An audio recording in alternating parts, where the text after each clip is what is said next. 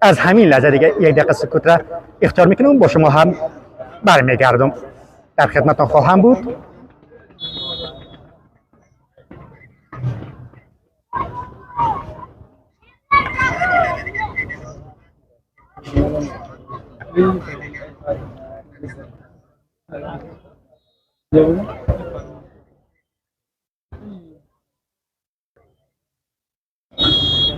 بله، آقای پدرام عابد ادامه خودم اجرا کردن.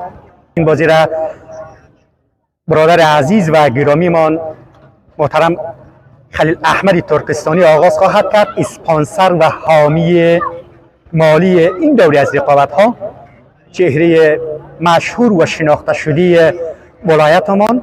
من سپاسگزاری میکنم از برادر عزیز و گرامیمان محترم خلیل احمدی ترکستانی،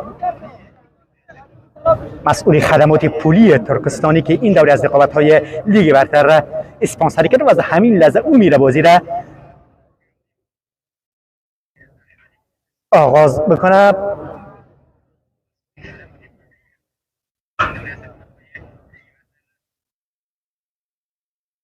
بله، جناب ترکستانی سپت رفتن و بازی را آغاز کردن.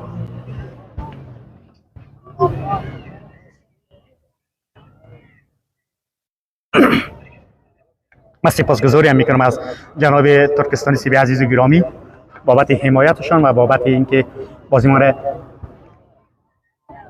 آغاز کردن. عقابان سفید پوش به مسافه میهن سرخ پوش میره. میهنی که تازه از دسته الف به لیگ برتر صعود کرد، جواز حضور در لیگ برتر کسب کرد و خوجیغاری که حداقل یک فصل به عنوان تیمی که حضور داشت تغییر. خوبم کار کردن اون سمت، آفساید نیست و توبی که بیرون رفت، دوباره کانر شد. این فرصت استثنایی با یک اشتباه بدی مدافعین، اما میهن نتونست از این فرصت سود ببره و گل اول به ثمر برسانه. این فرصت دیگه هم بعد خواهد آمد و افسوس این فرصت ها هم خواهند خود. دو نفر بودن دروازه کاملا خالی، به اشتباه بد نتونستن استفاده بکنن از این فرصت پیش آمده.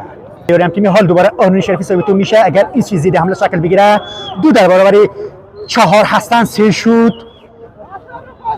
آرون شریفی میگه با تعلل پیش آمد، یاری خالی رو میکنه. عقیدتر هم کار میکنه هارون شریفی در اگرجینای بازی، کاپیتان.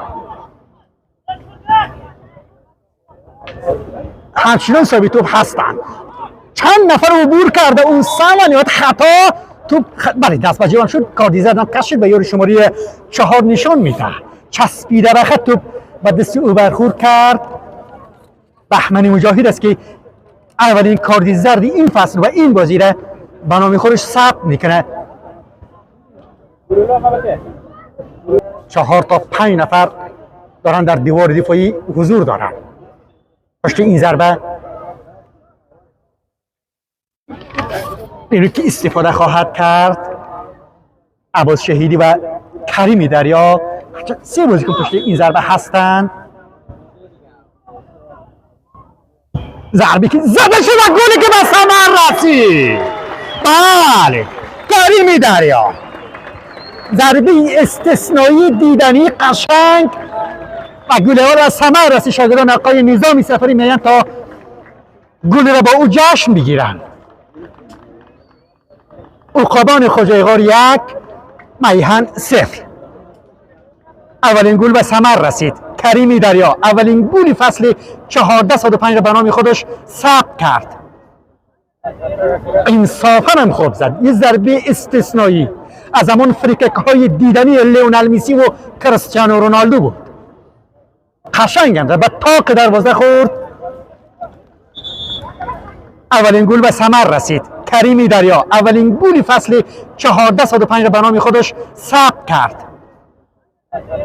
انصافا هم خوب زد. یه ضربه استثنایی از همون فریکک های دیدنی لیونل مسی و کریستیانو رونالدو بود.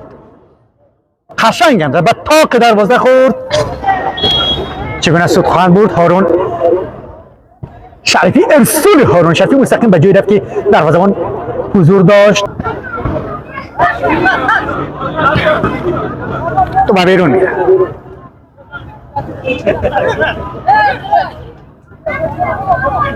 بسکاری عقابه هارون شریفی کتول قشنگ و ضربی که ما بیرون رفت.